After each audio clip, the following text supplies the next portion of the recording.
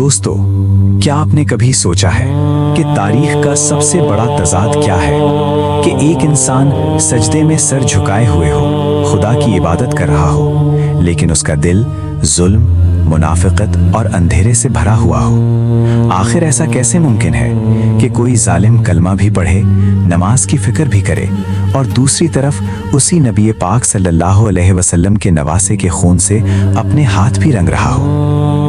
Karbala के तपते हुए मैदान का मंजर था।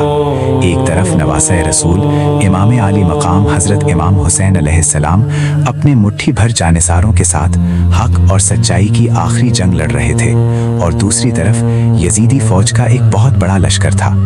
जब असर का वक्त हुआ तो यजीदी फौज के खैमों से अजान की आवाज गूंजी।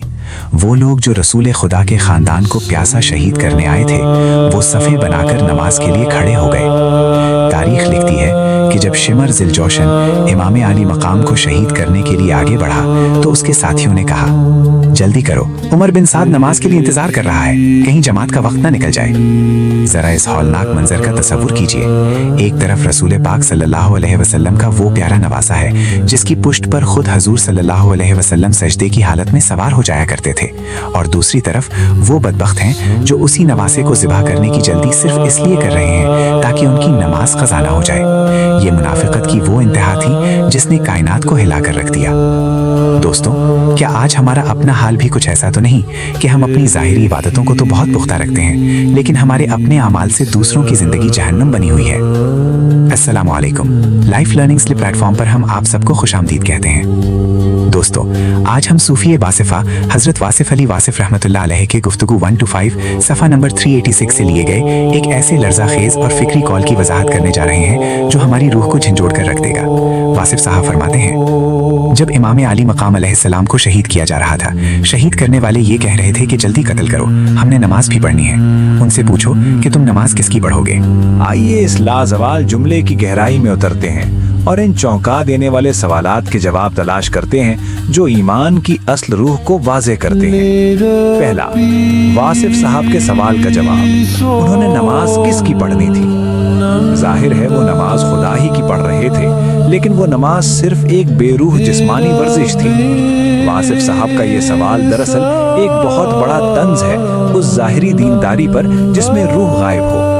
जिस नमाज का हुक्म खुदा ने दिया वो नमाज तो इंसान को बुराई और जुल्म से रोकती है, लेकिन जो लोग आले रसूल सल्लल्लाहु अलैहि वसल्लम का खून बहाकर नमाज पढ़ने जा रहे थे, वो खुदा की नहीं बल्कि अपने नफ्स और इख्तिदार की नमाज पढ़ रहे थे। उनका किबला काबा नहीं बल्कि यजीद का महल और कूफा की गवर्नरी थी। उन्होंने नमाज की मुसल्ला तो बिछाई, मगर नमाज के असल मालिक और साहिब नमाज यानी हुजूर और उनकी तालीमात को पसे पुश्त डाल दिया। यहाँ एक बहुत बड़ा उलझाव पैदा होता है कि करबला के मैदान में तो दोनों तरफ कलमा पढ़ने वाले और नमाज पढ़ने वाले मुसलमान थे, तो फिर आज एक सच्चा मुसलमान कैसे फैसला करे कि सच कौन था और झूठ कौन? क्या इसका फैसला सिर्फ मातम करेगा? दूसरा, ठीक और गलत का फैसला एक मुसलमान इसे कैसे देखे? एक सच्चे मुसलमान के लिए हक और बातिल का फैसला सिर्फ जाहिरी शबाहत या रस्मी मातम से नहीं बल्कि किरदार और उसूल से होता है। सच और झूठ का तराजू बहुत वाज़ेह है। नमाज बमुकाबले रूह नमाज। यजीदी लश्कर के पास नमाज थी, लेकिन हुसैनी लश्कर के पास रूह नमाज और सजदे की लाज थी। जुल्म बमुकाबला कुर्बानी। एक तरफ जुल्म, तकब्बुर और दुनियावी ताकत की हवस थी और दूसरी तरफ सब्र, शुक्र, कुर्बानी और रज़ाए इलाही थी।